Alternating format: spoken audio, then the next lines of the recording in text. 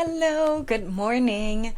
I just finished packing because I'm traveling for research later today. And as I was trying to sort out some of the books that I will be taking with me, no worries, it's not going to be all of these.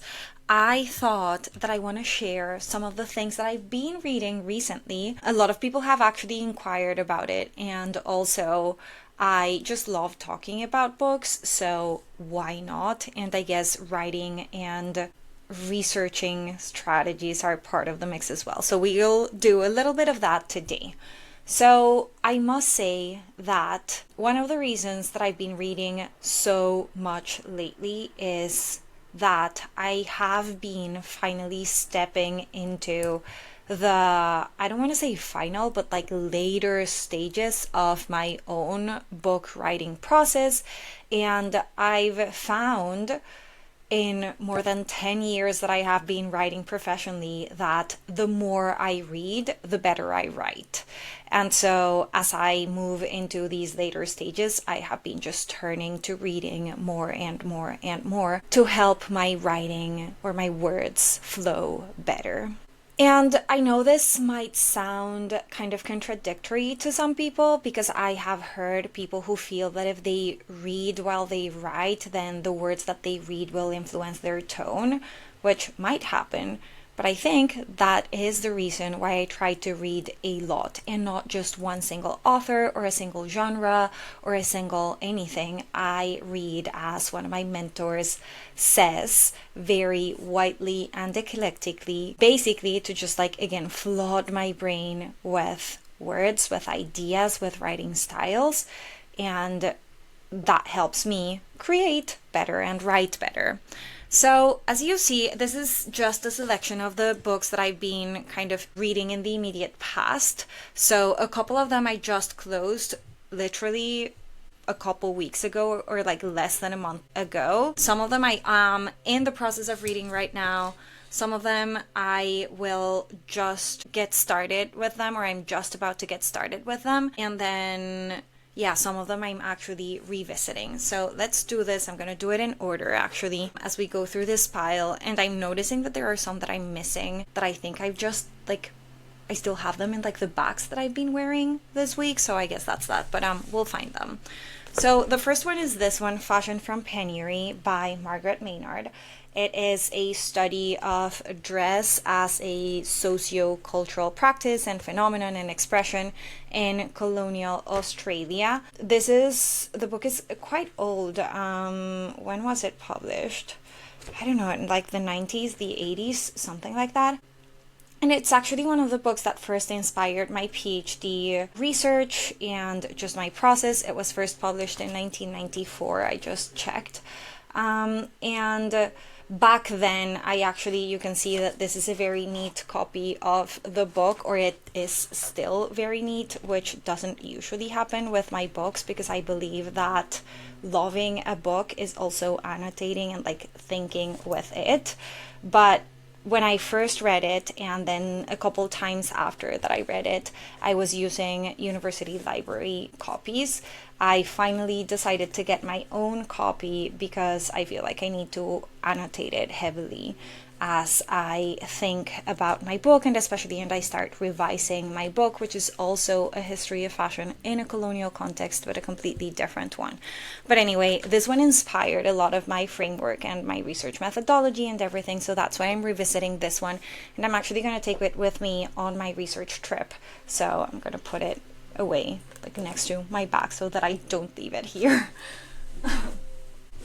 Next one is another favorite. It's Indigenous London. It's the first book I bought in London after I moved. And it basically traces the histories and the presence of Indigenous people in London, which we don't normally hear about and we don't normally really see or even think that they were present or have been present here for centuries. So I love the book. It has some appendices with like guided or tours of Indigenous London, which I love. One of the things that always frustrates me is that whenever you go into a bookstore here in London, they always have a cute little London section with London travel books and, like, I don't know, things that have like coloring books, things for guided tours, or like local, like specific things that locals do, or like neighborhoods, things like that. And I have never seen this one in one of those sections, and it is an essential book. So I don't know. I think it's kind of time to start decolonizing the little London travel book section and add this one more often. And if not, I just recommend it to you if you want to read it. It's a fantastic read. I love it. I love it. Next, we have Decolonizing Methodologies by Linda Tuhiwai-Smith, and this is also one that I've been revisiting. I have engaged with this book and like different parts of this book at different parts or moments of my career. And right now, in addition to my book, I am writing a chapter on methodologies to study Indigenous fashion in the Americas, or what I prefer to call Turtle Island and Abya Yala. And so I've been kind of revisiting this book for its methodologies, but then also to help me think through my research and to help me, I think, just be a better, more responsible, definitely more of an activist as I research and teach about these subjects.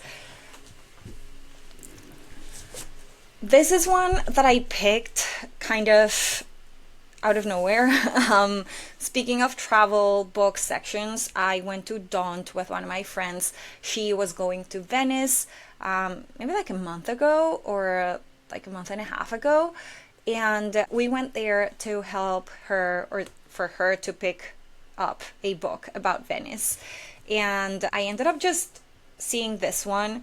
I have been wanting to read more fiction and like non-academic books recently, and so I was like, well, I'll look for a book for me as well. And this one has horses and it's about the Palio of Siena, and I felt that I just needed to read a book about horses. It wasn't entirely about horses. Actually, horses were kind of the backdrop mentioned a few times through the book, but it was a very good read. It was kind of quick and silly and like a little like magical realistic-y.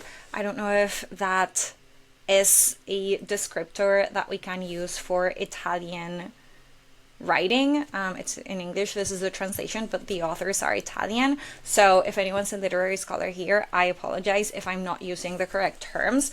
But yeah, it's that kind of book where you don't know, it's like a mystery and like suspense, and you don't know what's real and what's fantasy. And I don't know, it was very interesting. I read it in like a week or like a weekend. It was fun. I enjoyed it. This is one of those books that I also picked up at Daunt, different Daunt, on a day that I was just like walking around and actually talking on the phone to one of my closest friends from the PhD, a person that I love very, very much, and unfortunately lives an entire ocean and like half a continent away from me. But I picked up this book while I was talking to him. It's called Books and Islands in Ojibwe Country, and it's basically the author just narrating how he travels the land of her ancestors with a baby. And I'm not really sure what else happens because I have barely started it. I think I read like a page or two, probably after I finished talking with my friend on that day. And then I've never touched it again, but this I'm thinking I'll take with me for like a lighter read as I am traveling for research and thinking a lot about, very hard ideas and just like organizing my words. Calling it off, I finished reading it, I don't know, a while ago. I read it in like chunks. So I read the first part on like a week or so, and then I kind of stopped because life got busy, and then I got back to it and just finished it. I wouldn't say that the book is the most excellent writing that I've seen or the most kind of engaging. And this is just a personal comment, honestly. I really like my books, especially like novels and memoirs and things like that, to be like suspenseful. I love a cliffhanger. And this didn't have much of that. But it was a really good read in the sense that it was like talking to a friend or like listening to a friend tell her story. It's about calling off a wedding and kind of the healing process that came with that. And it does relate to a chapter of my personal life. So I think in that way it was really a nice read, and just the whole feel of like talking to a friend or listening to a friend was kind of nice, but again, not necessarily my favorite type of book, though I did enjoy it. This one, I haven't touched it in forever. You can actually see where I left. I read a little bit less than half of it and then kind of stopped, mostly because I find it a very, very difficult read for me. It's just heartbreaking. Also inspiring, especially if we think about the trajectory, I guess, of the author, Namonte Nkimo. She is, and actually I have the UK copy, which is titled We Will Not Be Saved. The US copy is We Will Be Jaguars, I think. And it's been translated to several other languages, so if you speak and prefer reading in a language that's not English, you'll probably be able to find it. The book is about Nemonte's basically life growing up in the Amazon and having to confront different forms of like white Western colonialism, even if it's like, you know, economic or like entrepreneurial colonialism, not necessarily the government administration kind. And there are instances about racial discrimination, just like basically exploitation of people and resources in the Amazon. There's even sexual abuse, and so I've found it a very difficult, emotionally, a very difficult and like heavy book to read. That said, I think it is an important read, so I have been trying to just like read it little by little and then step away from it, kind of recharge reading other books and then come back to it. Because one thing that I have found throughout my life is that I guess I am just a very sensitive person. I can feel a lot, especially when I read. And there's nothing wrong with that, but also sometimes it gets a little too much, so I just need to take a breath. This one I'm leaving here, it's a little too big and chunky to take it with me, so hopefully by the time I return I'm able to read another good chunk of it, if not finish it when I come back in about a month. Oh wow, this is not a book, but it looks like a book. It's the Renaissance Quarterly. It is the journal of the Renaissance Society of America. So it's a scholarly journal packed with scholarly essays, basically. And since I moved to the UK and like changed my address to a UK address, I decided to request the physical copies of the journal to be sent to me. I love the materiality of reading on paper, and I know this is kind of contradictory with my own values and stances around sustainability. I am aware of that. It is a complex issue. We're not going to talk about it today, but there is one thing that I really love about receiving these quarterly issues of the journal is that I actually get to read them. Sometimes not all of them, just like an article or two, but I think I have been better at browsing through them and reading them than I am if I just get the announcement that the online publication has been published. And so, yeah, I've been enjoying that. I know that the format of a journal article is completely different from the format of a book, but just reading these kind of shorter essays, shorter writing by academics, many of them who also engage with like art history, material culture, that are my fields, it has been really, really helpful. So yeah, loving this. Next one, oh, my favorite. I don't know why my copy looks weird. I know, I realize that. Becoming You by Susie Welch. Normally the copy would be this beautiful orange copy with a beautiful photo of beautiful Susie, but for some reason I got the blue copy that says is available exclusively in the Indian subcontinent, which is not where I am, but anyway, whatever. the book, the contents of the book are amazing, amazing. Susie is one of my favorite people in the entire world.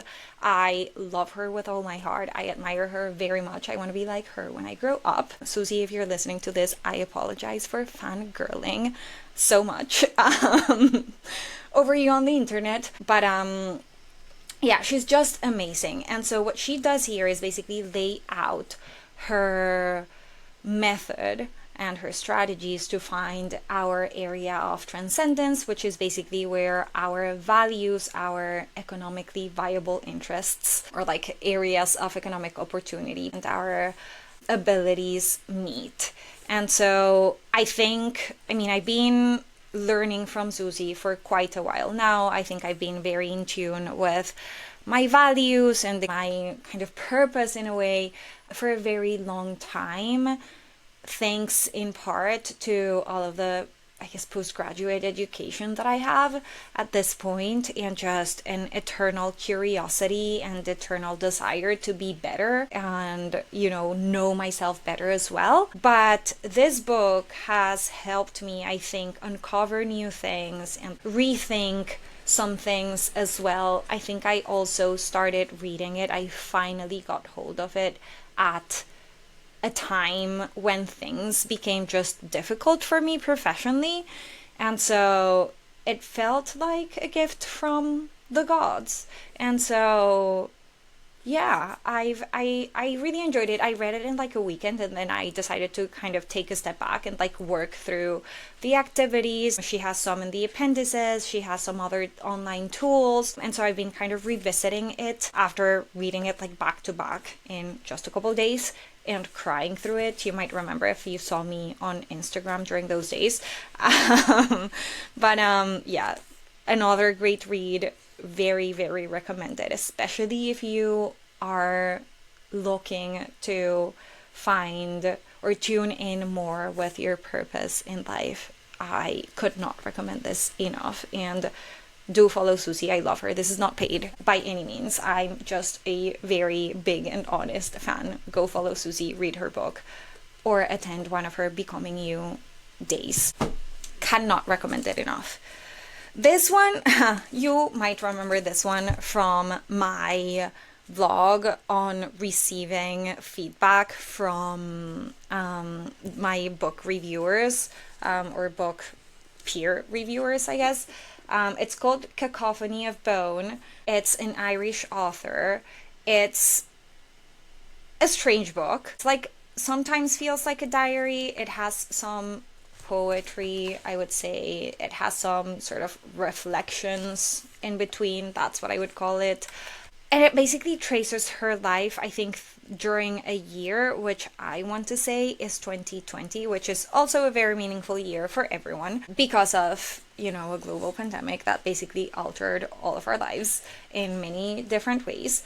And yeah, this is one of those books where I've been trying to just consume it slowly, stop and think and just take in the different words. It is beautifully written. I love the mix of diary and prose and poetry. It's a book, I just stumbled up on it. I liked the cover. I read a couple pages and I was like, oh, this is interesting. Good food for my own writing. So I just took it with me, and it's been an interesting read so far. And finally, this one, I have not started reading it. I'm not really sure that I will, but it was here, so I'll show it. It's Mrs. Dalloway, Biography of a Novel by Mark Hussey. So Mrs. Dalloway, a novel by Virginia Woolf, was published 100 years ago. So this is its 100th anniversary.